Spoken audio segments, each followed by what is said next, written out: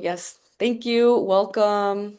I'll start with some logistics before delving into our media briefing. The first half an hour will be a moderated discussion, and the second half of the briefing will be dedicated to a Q&A. And we're really excited to see both journalists and partners on this call. And thank you to everyone who submitted questions beforehand when they were registering. Just a note that in this media briefing, we'll be prioritizing questions from journalists. So if we don't get to your questions, just know that we and our panelists are happy to continue the conversation after the briefing. And as Sarah dropped in the chat, we'll be following up with a recording and transcript after so if you need to step out or hop off early, you will get you caught up. So to get us started, my name is Susan Garcia. I'm the relationships associate here at WaterHub, and Sarah, my colleague, will be supporting us with tech and monitoring the chat. So as questions come up, please feel free to drop them in the Q&A or the chat so that we can get to them later. And if this is your first event with us at the Water Hub, welcome. It's great to have you. The Water Hub is a pro bono communications firm that works with partners around the country on water communications, which is quite broad. And as part of that offering, we create resources for media partners to deepen and expand your critical reporting, including our media briefings. So we're really excited about this media briefing focused on data centers and water in the West. As many of you know and have reported on, there's a lot of headlines and concerns regarding data centers' water footprint. And a lot of recent polling has shown that this is quite a defining moment for public understanding and community decision making. So, which makes, this reporting and information getting out to the public very critical at this moment. However, despite the headlines, it's hard to make sweeping statements because both water and data center development is hyperlocal, which requires not only local considerations, but the scope and scale of data center development and water usage also has regional impacts. So that's why we brought three different experts from the region that can speak to different angles and perspectives, and also put them in conversation with each other. So before we delve into this exciting conversation, I'm going to give the panelists a chance to introduce themselves. So, Pablo, do you want to get us started? Thank you. Pablo Ortiz, I'm originally from Mexico. I grew up in Guadalajara and I've always been interested in water and the environment. I did my bachelor's on environmental engineering and then came to the United States for my PhD in hydrology and water resources management. Been working on climate change and water impacts, mostly on low-income communities. And now I'm the Director of Innovation and Collaboration at the Union of Concerned Scientists, working on things related to our internal policies now for appropriate uses of AI, but also on the environmental implications of this technology. So that's what I'm here. And I guess I can pass it to Kirsten. Good morning from Los Angeles, everyone. I'm Kirsten James. I am the Senior Program Director for Water at the nonprofit Ceres. I've been working on water issues for about 2 decades now at the regional level and also working with businesses and investors at the more global level. So for those of you who may not be familiar with Ceres, we're a nonprofit advocacy organization, and we work to accelerate the transition to a more resilient economy. And we do this by working with investors and companies to act on the world's sustainability challenges, including the issue at hand today, water scarcity and pollution. So within the work at Ceres, I coordinate what's called the Valuing Water Finance Initiative. And this is a global investor-led initiative supporting companies to elevate water stewardship in their sustainability strategies. And so I work with over 100 global investors who are engaging with companies in water intensive industries, including the high tech sector. So this is really the vantage point that I come from, and a lot of that work with investors in the high tech sector is related to data centers. So glad to be here today, and I'll pass it over to Steven. Right on. Thank you so much, Kirsten. Hi, everyone. Steven Renderos. I'm the Executive Director of Media Justice. We're a national racial justice organization, and we fight to build power to challenge the way that corporations and governments leverage media and technology to shape our futures. So that's really the lens I come to this work from as an organizer. And so as such, on this critical topic, a lot of my work has been, and Media Justice's work has been really meeting the organizing and mobilizing energy that's emerged to this issue and working with communities across the country to really challenge the proposals that are popping up in people's backyards very quickly and very suddenly. And so, yeah, so that's the perspective I hope to bring. We've been active in about 20 different cities across the U.S. And on the on the west side of the country, doing work with folks in California, in Monterey Park, in the Imperial Valley, doing work with folks in Colorado, in Arizona, in Nevada. So excited to be in conversation with y'all. Thank you. So excited to learn in this conversation. So I'll get us started with our first question. What do you wish the media covered and more people understood about data center development in the West? And Kirsten, if you can kick us off. Sure, happy to. So I think probably most of us are on the call today because we've really observed that data centers are expanding at such a fast clip. And so really as this is happening, we really need to understand the full picture of the implications of this because, there's a lot that really is now just coming more into view. And so, of course, this includes the potential strain on local water and power resources and how they are connected.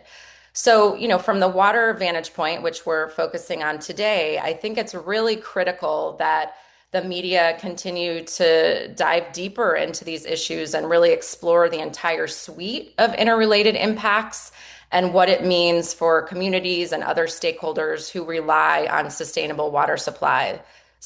So this full picture view really is especially important in water stressed areas such as those in the Western United States. So, Ceres has tried to shine some light on these questions, and some of our recent research that we'll be sure to share in the chat really shows the potential water impacts tied to data centers. And it really explores, the full suite of potential impacts. And our findings really highlight that these impacts can really be higher than really is realized or being acknowledged. So, for instance, focusing on our report, we look at the Phoenix, Arizona region as a case study on how direct water use in data centers, but also importantly, the indirect water use for electricity generation really can add strain to local water supplies. So we often hear, in a lot of the media reporting, the focus on direct water use, primarily from cooling systems, which, our research confirmed that is certainly a significant water use. But we also really found in our research that the indirect and cumulative impacts beyond the property lines of any given data center really are substantial and have really, in our opinion, received little attention to date. So just putting a little bit more color on what we found in Phoenix, we looked at both existing data centers and those that are in the pipeline and being planned. And our analysis found that in coming years, annual water use from data center electricity demand is expected to increase by 400% in the Phoenix region. And putting that in clearer terms, that is, approximately enough water to supply a city the size of Scottsdale, Arizona, so more than 240,000 people for over 2 years based on average water use for a U.S. household. Another piece of the picture which really came into view from our research is the geographical reach of the impact. Again, we were focusing on the Phoenix region, but we found that power plants supplying electricity for data centers in the Phoenix region really had a broader footprint. And in fact, we found that San Juan County in New Mexico, more than 350 miles from Phoenix, will see a tenfold increase in water withdrawal related to data centers in the Phoenix region because of this electricity demand increase. So that's just another piece of the puzzle that we really need to fold into the conversation. The last piece of the puzzle that, again, that I think we really need to make sure is part of the conversation is that data centers are often built in clusters. And we know that a lot of these clusters are popping up in water stressed areas. So, while one individual data center may have limited impact on supplies, it is much greater risk when we look at all of these data centers coming into an already stressed basin and coming in and sharing these same water resources. So, those are some of the pieces that I think really we need to put more focus on and really look at those full suite of water risks as we cover these issues. So I'll leave it at that. Thank you.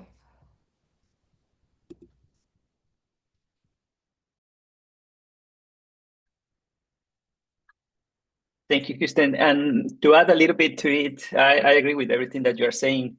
I want to start also with something simple, but still important. That is that not all data centers are equal.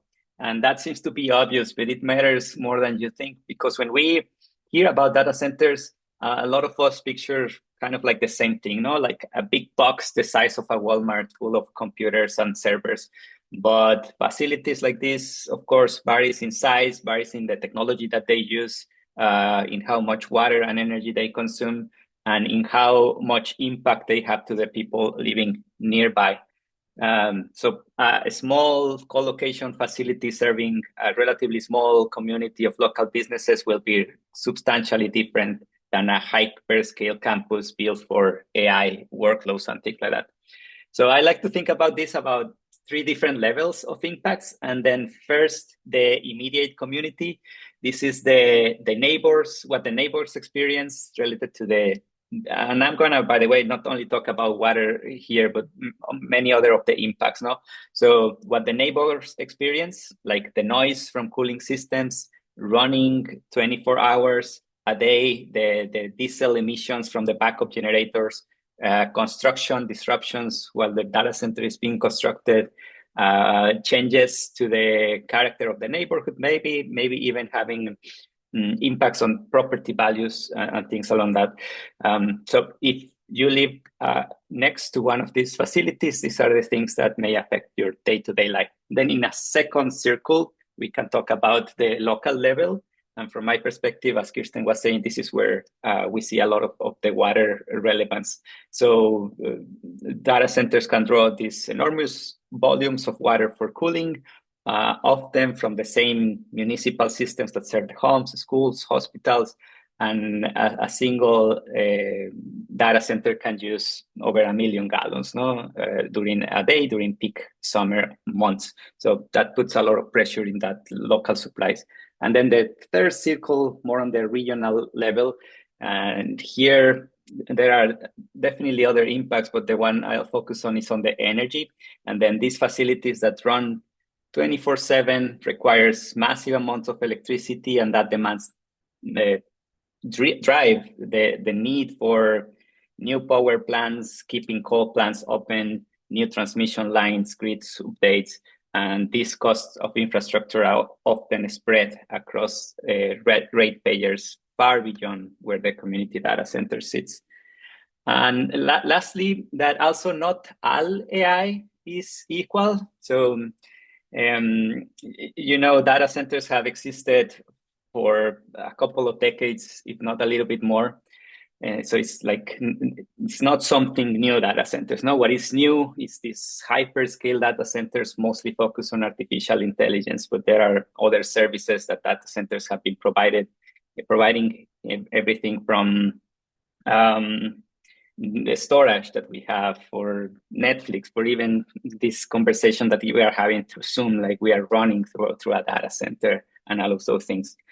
And then in the type of AI and how not all AI is equal is like there is the traditional AI that has been used for decades. And this is the type of AI that is mostly arguably more beneficial, that has been used for cancer research, weather forecasting, optimizing energy and water grids, agricultural efficiency, managing supplies change. So those generally beneficial applications, But this is very different to what we are seeing now with generative AI, which is like the type of ChatGPT and these large language models.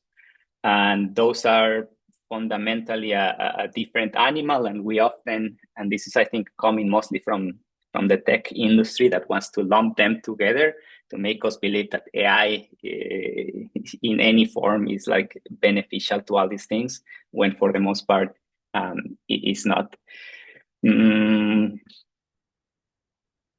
I think I'll leave it on there and I pass it to Steven.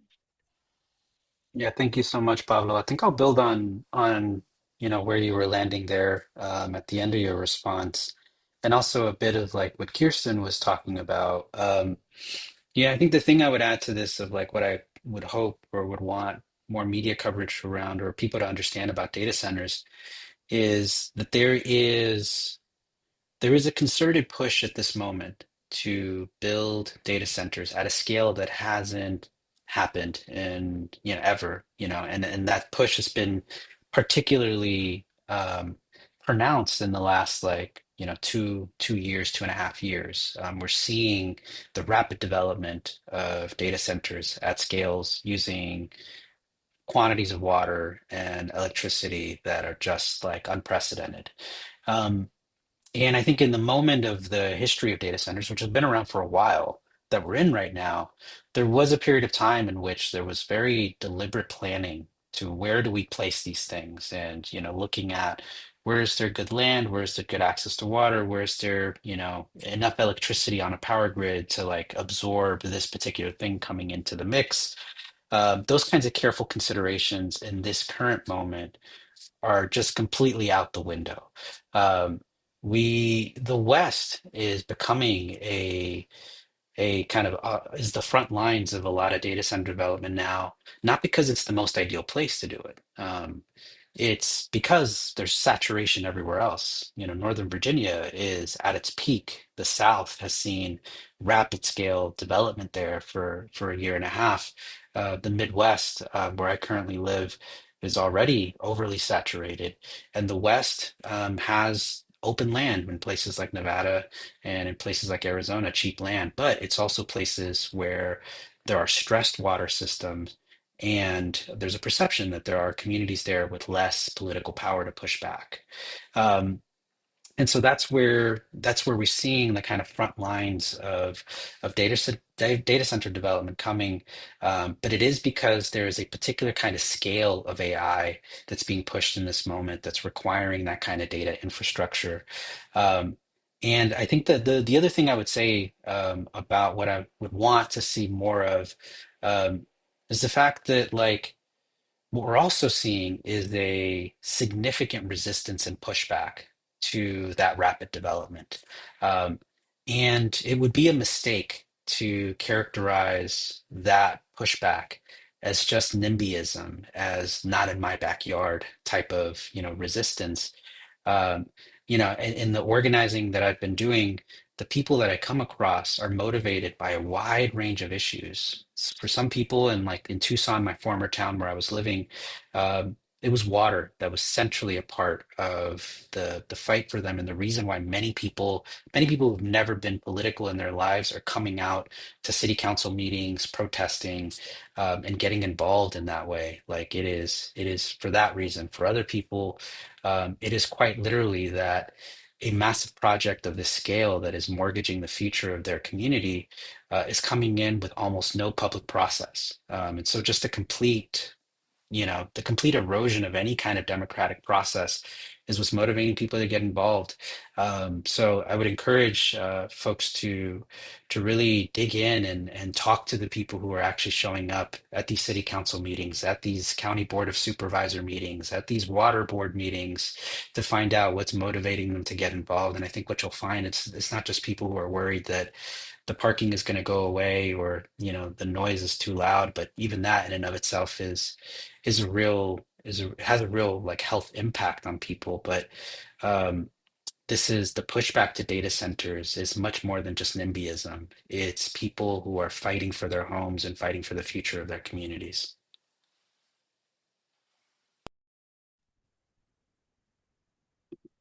Kirsten, did you want to add something? I saw you in mute.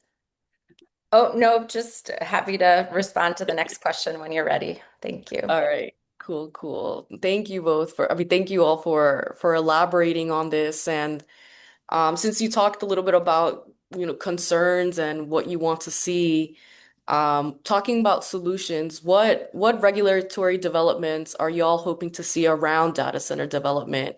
And if you have any examples about where they're starting to happen, that would also be great to hear about. Yeah, I'm happy to dive into that one. So, I mean, it's clear that policymakers are, going to be playing an important role in really helping to ensure that the economic growth and what we're seeing with the proliferation of data centers doesn't, conflict with sustainable water management. The last thing we want is for this development to conflict with conservation efforts that are ongoing or wipe out the important efficiency gains that have been made. One example going back to the research I mentioned from Ceres is, in areas of the Phoenix region, we saw that water stress in some basins could increase by as much as 32%. So, of course, changes like this could be significant, and we need our decision makers to really help us navigate, the long-term resource planning efforts. So, we have observed, and I'm sure many of you have, that there is considerable policy momentum in recent months and recent weeks. Currently we've identified at least a dozen standalone state bills proposing things like water use disclosure or restrictions. And on top of that, we've seen hundreds of data center bills that more broadly cover resource elements related to data centers. So there's a lot going on. In recent weeks, we saw bills in Virginia and Utah pass the legislature, awaiting final approvals. But there is a lot of momentum, so we need to ensure that policymakers really have the robust set of impacts and possible risks on hand as they make these and decisions and have, data-based decisions. So, I think given the findings from our research and insights from experts, I think there's a few areas that are really important for policymakers to keep in mind as they're moving forward. So I'd say first, effective governance relies on robust data. So we really need to see comprehensive disclosures from data center companies. Information made available to the public really should include a number of different metrics. For example, water withdrawal and consumption data for both direct operations and supply chains. And of course, per my earlier comments, this really needs to include the water use tied to electricity generation. This is something we see lacking in public disclosures in many cases. We need to really understand the water use effectiveness and power use efficiency data, and also importantly, information about those local contextual challenges. With this data in mind, I think we need to ensure that we're seeing public disclosures at the facility level, so not aggregated, because we need sort of that local granularity.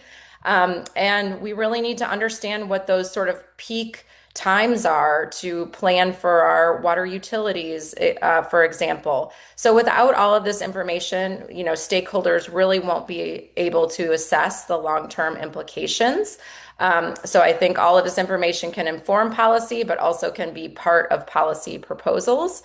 I think also policies can help encourage advanced water efficient cooling technologies. So this can be a big piece of the equation too.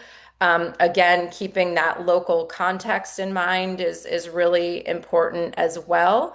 And I think these policy discussions really should also consider other large water users in the region, and not just, think of this in a silo, but there are many users to each basin, and we need to really think more broadly, maybe using data centers as a lens to spark these conversations. So in general, I think as these policy proposals move forward, we need to make sure there really is good coordination among the state, cities, water utilities, energy providers as this policy is developed, because they all play an important role, and we really need to help have all these players come to the table to really ensure that data centers are really sited to minimize the cumulative impacts and support sustainable and responsible long-term growth. So I'll leave it at that. Yeah, I'm happy to jump in. The first thing I would say is, and I actually totally like agree with Kirsten's points just around, especially around the transparency around water usage in both like direct and indirect ways. And I would say I think in many of the communities we've been working in, I think we found the value of um, creating space or really slowing down the process. And so I'll give you Tucson, which is where, I was living up until about a year ago. There was a data center development there brought in by Beal Infrastructure through some great reporting by local investigative outlet AZ Luminaria, um, and looking through public records as great journalists do. We were able to figure out that the data center was for Amazon Web Services. That was going to be the primary tenant. Um, and where the data center was being built was just outside of Tucson city limits. And so it actually needed to be annexed by the city in order for the data center to access the city's water. Um, and that became kind of the critical choke point for local organizers to mobilize and protest the annexation of the land to prevent kind of the easy access to water, which would have just allowed the project to move forward. And so, a lot of the push was like, let's not do this right now. This project in a vacuum would have been the largest like water and electricity user in that region. Um, and had come in behind NDAs, both like the city manager and the Pima County Board of Supervisors were adhering to an NDA, so things didn't become public until good reporting made it so. Um, and so Ultimately, what it led to was last August, the city council voted unanimously to pause, to like step away from the project and to not annex the land. Um, and which was a huge victory for the local coalition there, the No Desert Data Center Coalition.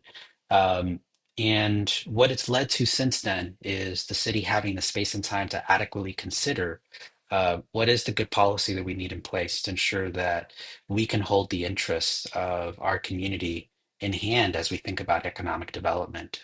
So it has led to exploring water ordinances, that would look at like what is the appropriate kind of pull on our local water supply that we are comfortable with, like what are the checks and balances, what are the transparency mechanisms.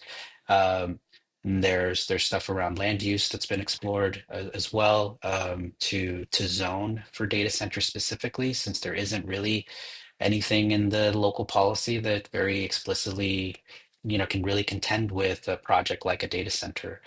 Um, and I think that pause has been really helpful in a lot of other places that we've been organizing in. There's been similar pushes for temporary moratoriums. And I'd say like in places where local city councils have not been willing to go there, um, organizers are pushing for ballot initiatives. And, there's a few cities like in Taylor, Texas, and in Monterey Park that are actually bringing that matter to a vote with local citizens. Um, and so, one way or another, I think the desire of people who are seeing these data center projects pop up in their communities is to say, hey, can we slow down so that we can really consider what's in our best interest and ensure that there's a public, transparent process that we can plug into and have our voices heard. And I think creating that space and that pause then allows for good governance to step in and for good policy to be shaped. I think it's really hard to develop good policy when the thing's already being built. It's harder to close the tap on the water, I guess, so to speak. So those are some of the things that come to mind for me. And I'll pass it over to Pablo.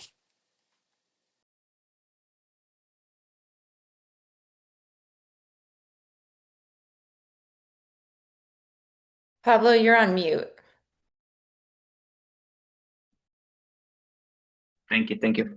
And sorry, I was saying that you already pretty much say everything, so I'll try to only provide like a summary list of what's been said and some other things that may have been skipped.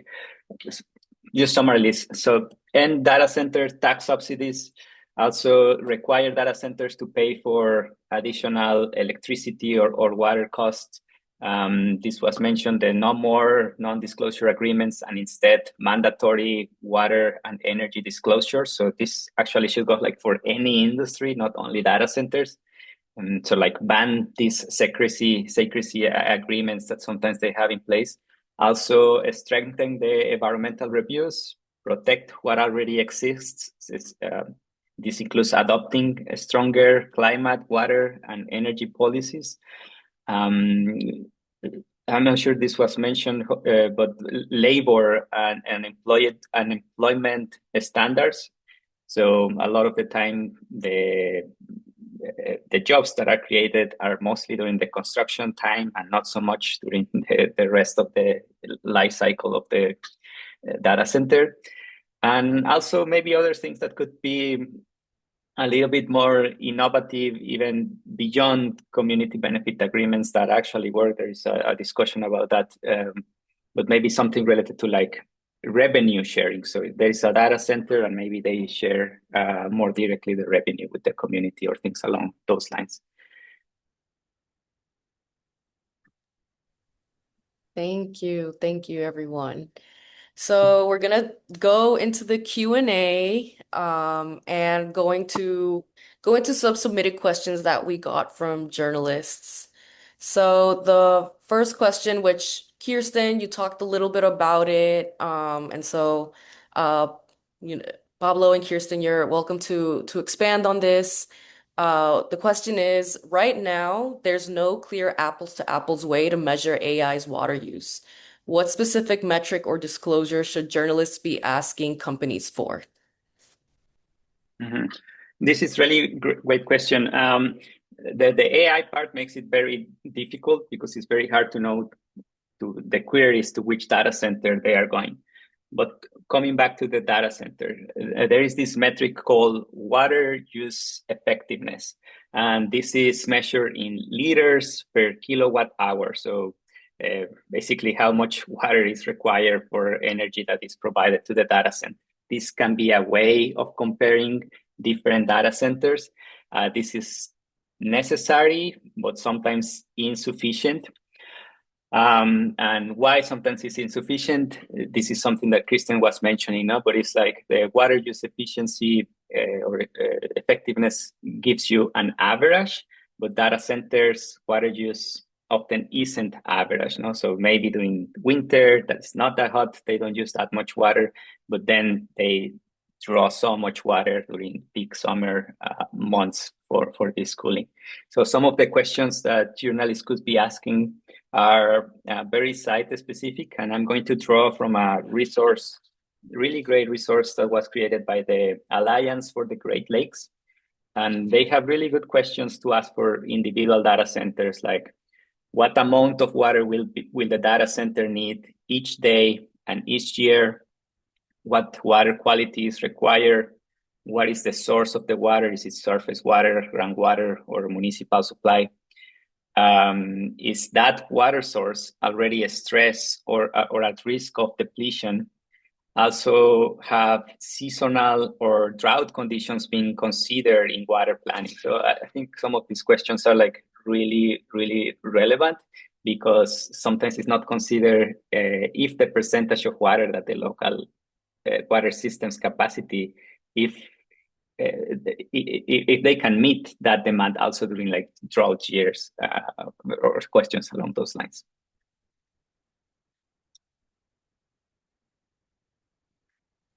Great. And I can just layer on, I think my comments, very much aligned with what Pablo just said, and my previous comments as well, sort of mapped out some of the specific metrics.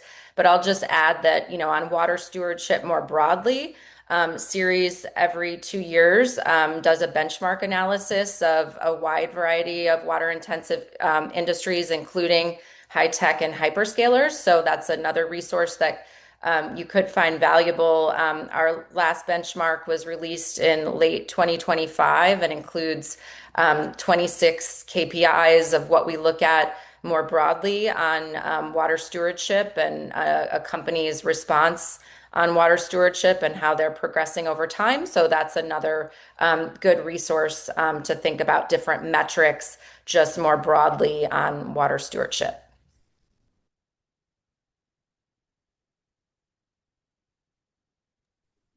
Wonderful. Thank you.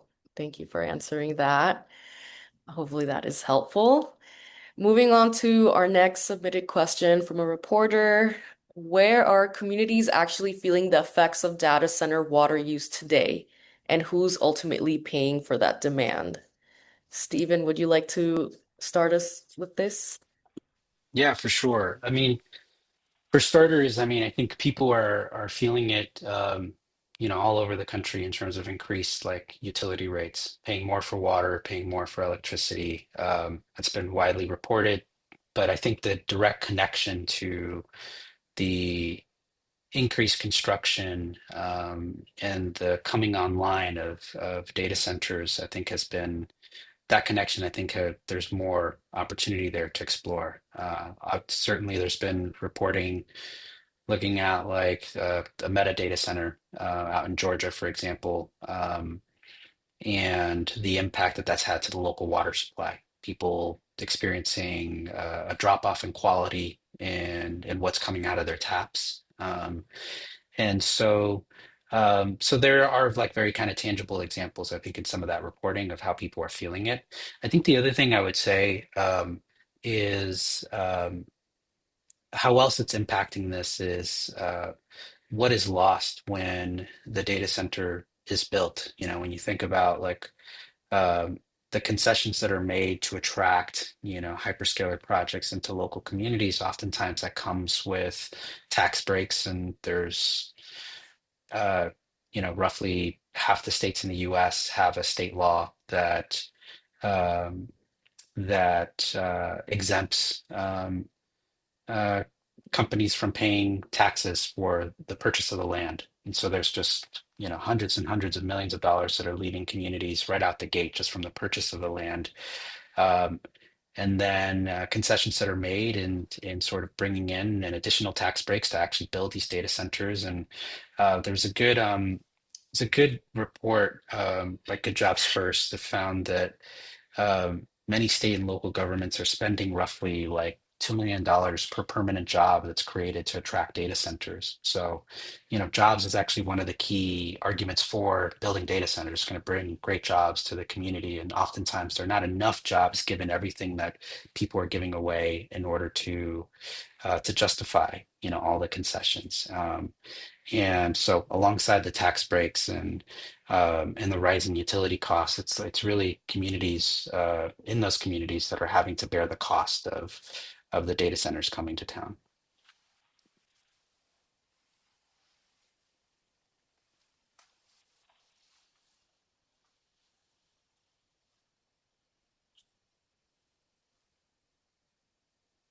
If there's nothing else you want to add, Pablo or Kirsten, we can move on to the next question. Uh, have you considered or do you have thoughts about the impacts of a data center proposed for Page, Arizona, near the Navajo Nation and Glen Canyon Dam? I'm happy to take a I- quick connection to this and see if anybody else wants to jump in. We haven't connected with any of the direct organizers down in Page, Arizona, from what I understand about it. Very similar to, I think, what we've seen in other fights where a data center um, gets announced. It's happened kind of behind closed doors, and local residents are upset about it. I know that there was a local referendum that folks were gathering signatures for that the city council opted not to accept and to not want to. Uh, that would have pushed them to reconsider the deal. And so So we haven't connected directly with them. We have connected with a lot of the organizers doing work, not just in Tucson, but in the region, kind of up in Pinal County and up in the Phoenix area as well. And a lot of those groups are actually in relationship with each other and talking to each other.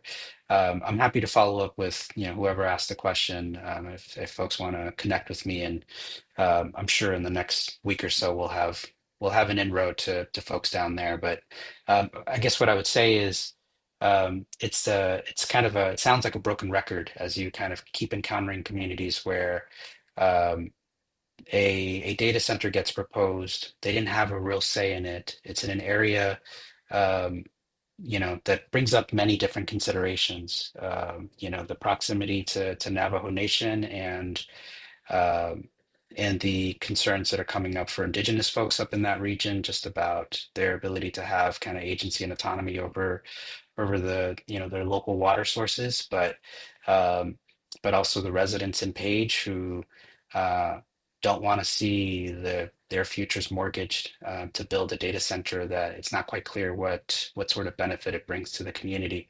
Um, and I think there's a real necessity for local elected officials in Page and everywhere else to pay attention to those local concerns and to try to design a process that actually feels democratic and that actually brings people in. And I think, uh, with the support of the community, there's good solutions that can be proposed that allows communities to consider these kinds of economic proposals that don't make it an all or nothing fight.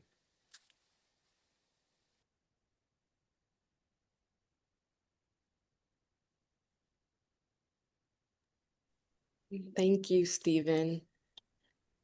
We'll move on to our next question.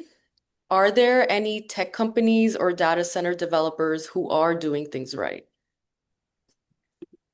I'm happy to weigh in on that one. As I mentioned before, Ceres does a lot of benchmarking and research work to support both investors and companies in their water stewardship journeys. And as part of that, we really do a very close look at public disclosures from these companies. And I shared a link in the chat about 5 minutes ago that will give you more insight to our specific benchmark.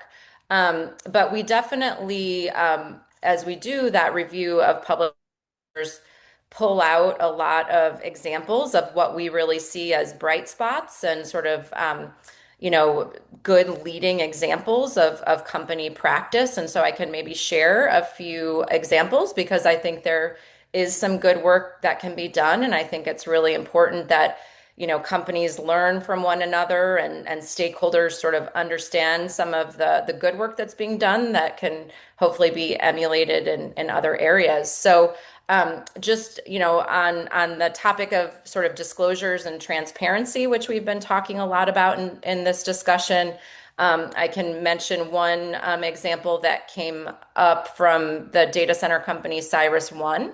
And they have begun efforts to quantify its energy supply chain water consumption to understand both its full impact on water resources and the risk of electrical supply disruption due to increased water stress. So we found this really as leading the pack in terms of transparency and disclosure. The company also really evaluated trends in their water use effectiveness, what they called sort of a source rating. It was their own metric that they developed, but really looking at the increase use of renewable energy and that's broader impacts. So that's one notable example.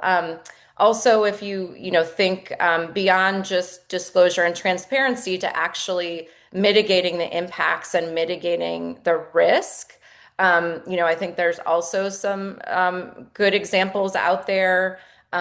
We saw Amazon Web Services that have had a couple dozen data centers that are using recycled water for cooling.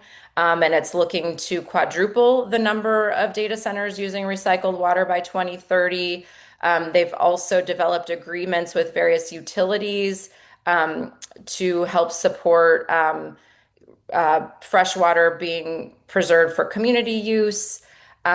We've seen, companies like Google that have taken, their work beyond their four walls and into the watershed, just with the idea that, we need the health of the watershed more broadly to be supported. And so they have applied a data center water risk framework to measure and evaluate site level water risks and potential watershed impact to inform their decision-making process for new site selection, cooling system design, and ongoing operations, et cetera. So I have other examples I could share, but those are maybe a few that give you a flavor that there is some good work that is being done. Of course, the devil is in the details, and we need to explore really how this is mitigating that impact and really supporting watershed health, but some, good bright spots to really reflect on.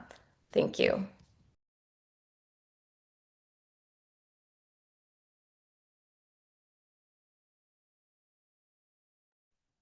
Thank you, Kirsten. That's really helpful.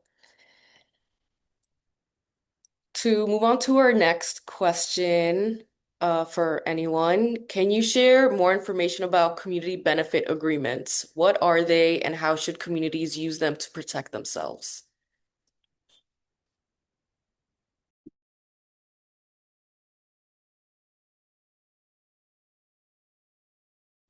Steven, is that a good one for you? I would think. Everybody's furiously running into the question and wants to jump in and answer, but I can do it. Totally. Yeah, I mean, I think the quick explainer on them is a community benefit agreement. It's a legally binding contract, and that's in this scenario like would be between a developer and the community, with the government entity kind of being engaged as well.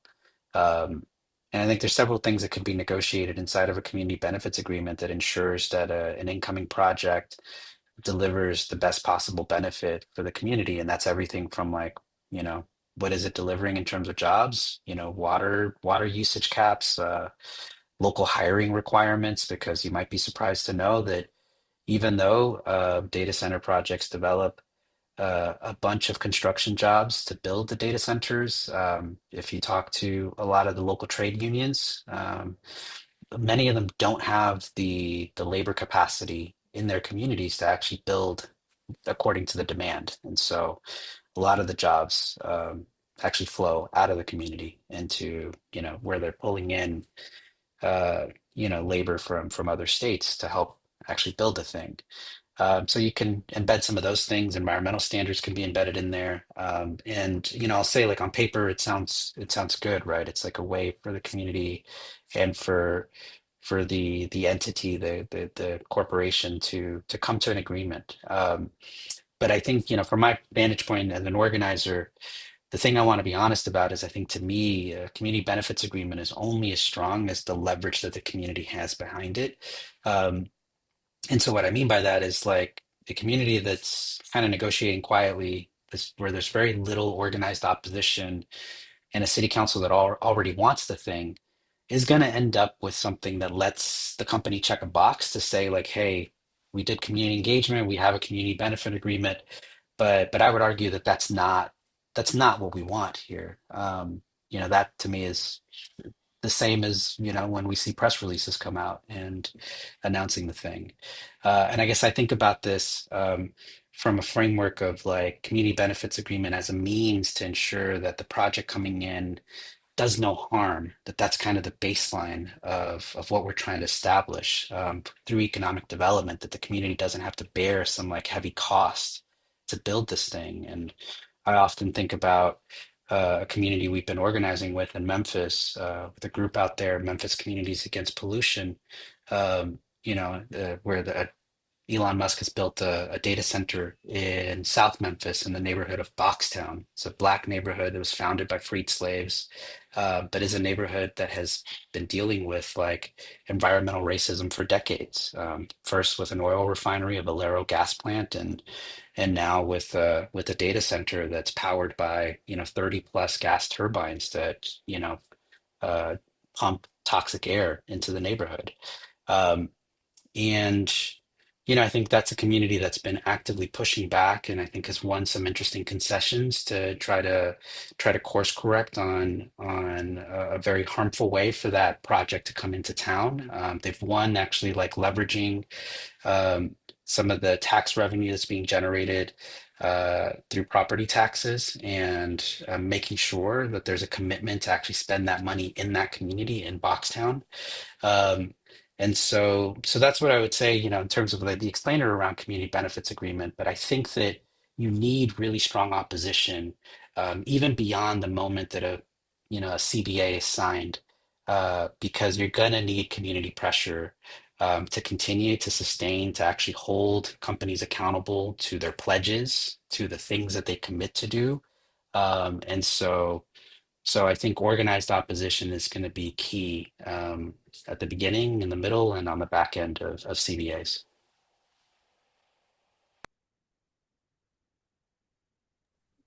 Thank you, Steven. So, Pablo and Kirsten, can you tell us if our tech companies seriously considering non-water alternatives for cooling systems? In short, yes, but they are more expensive, no? And sometimes what you are doing is just shifting the water use from being inside to being offsite. So instead of being inside in the cooling system, you require more energy, and that energy is generated outside. It may just be using water in some other fashion. Kristen, I'm sure you have more to add to that. And this is Pebble, by the way, very concerned about water. Love our new guest there. Yeah, happy to just add on a few considerations here. I mean, yeah, I agree. The short answer is yes. There are a lot of interesting technologies out there that do, minimize and provide more water efficiency, but there are trade-offs that need to be considered. We've seen companies implement technologies that they refer to as near zero water cooling or zero water cooling. But I think, you have to sort of dive in deeper to the details of those systems, in terms of water efficiency. Even if reclaimed water is used within a facility, the water, initially is coming from somewhere, even if it is more of a closed loop system, and it's often from potable water supplies. So you sort of have to just unpack, each technology to really understand what the water footprint is.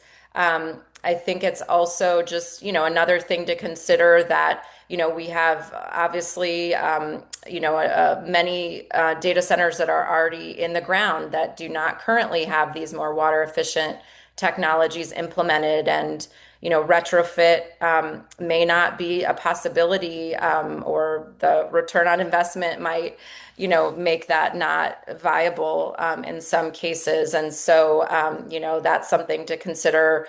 Again, bringing it back to the watershed health and how, these existing data centers in the ground can contribute, to the communities. And then also back to my point at the top of the conversation, just on the cumulative risk. And, we really need to, keep that bigger picture in mind of how this all adds up when you see, a lot of data centers going into the ground. And, just to put the growth in perspective, when we started the research last spring for our regional focus case study, Drained by Data, in the Phoenix region, there were 124 data centers that were in the ground or in the planning process. Fast forward to about a month ago, and there were nearly 170 facilities. So there's just a lot of growth, and so we there's a lot of good work being done, but we need to get ahead of this, and we need to really think sort of cumulatively and looking at the local context, the local watershed, what it really adds up to be. One quick point, if I can add, I was in conversation at an event last week with Karen Howe, the author of Empire of AI. And a point that she was making that I think is really apt to this is that some of the newer generation computer chips um, actually run hotter as because they're able to process, higher and higher quantities of data, but it has the kind of unintended effect of like the chips running hotter than they normally have. So the cooling needs are actually increasing even with these newer generation chips, further kind of putting stress on the need for effective cooling systems. And the most effective one for now is water, and so that continues to be a challenge.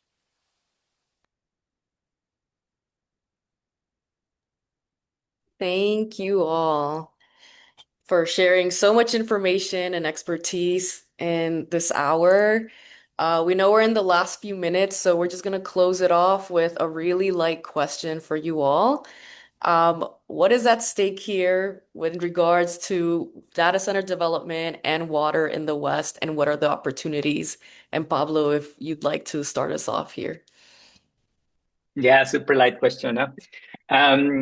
So this explosion in demand sadly is happening at the same time that we need to decarbonize the grid. So every gigawatt of new data center load in the energy grid that gets served by fossil fuel generation, it's a step backward.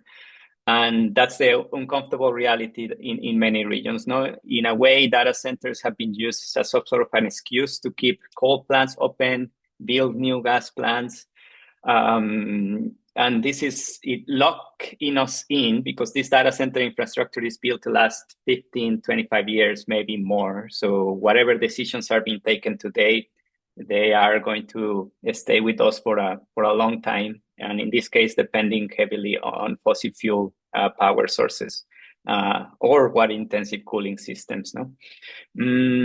And this is like a vicious cycle. So climate change is making heat waves more frequent, more severe. Then that will require more cooling, more energy that is going to increment climate change. So it's like this vicious cycle that is happening. I know we're in time, so I'll just pass it to Kirsten or Steven too.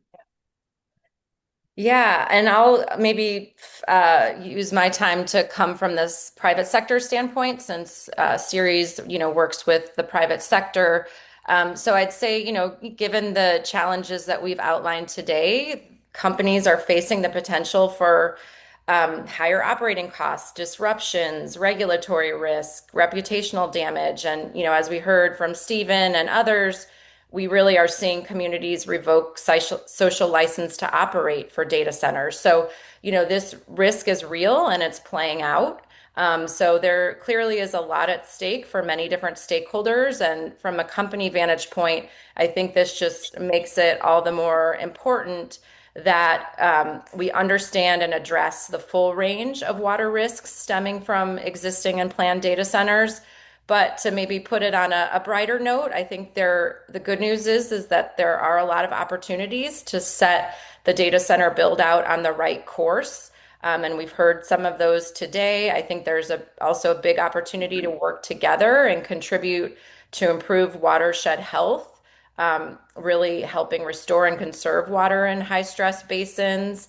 And also, bring in the broader water discussion into this data center conversation. I mean, there's many large energy or large water users that are, part of this picture. And, this can maybe be a bridge to making progress across industries as well. So a lot of challenges, but I definitely see some opportunities as well. Over to you, Stephen. Right on. I know we're over time, and thanks for folks for hanging on. I think what I'll say is for the communities that we organize in, communities of color, low-income communities, who are actually on the front lines of the build out of data centers, they're not communities that started this AI arms race, which is kind of the impetus behind the kind of accelerated build out that we're seeing happening right now. But they are the communities that are being asked to pay for it. And to me, I think that's the kind of the core, kind of the moral center of this debate. Um, to me, the single greatest opportunity we have right now is time. Um, the organized resistance that we've seen out there is working and helping to really slow down the pace of data center construction. Just in the past year, in 2025, you saw 26 projects that got stopped or delayed as a result of local organizing and local resistance, totaling, well over $100 billion worth in data center projects. And that pause is creating opportunities for communities to decide what it is that they want, what it is that they're willing to fight for. Um, and so that slowing down isn't obstruction, it's communities really insisting and demanding that they have a place in shaping what happens to the future of their communities, to the future of their homes. And I think that's worth fighting for. And I think we're seeing evidence that that momentum is building. And as my organizer friend in Memphis, Kashawn Pearson, likes to say, every single day our side gets bigger. And I think I continue to see that happening. So that's the hopeful note, I think, for me, is I think we're building more community power and more of a say in terms of what happens in the backyards that where these data centers are being built. Thank you. Thank you, Stephen, Kirsten, and Pablo, for sharing your time and expertise with us in this hour and 3 minutes. Thank you, everyone who attended. As mentioned, we will be sharing the recording and transcript soon. And if you have any questions, any new questions or questions that we didn't get to, please feel free to reach out to us or my colleague Sarah, who dropped her contact information in the chat. Thank you so much, everyone. Have a good day, and we're happy to keep the conversation going.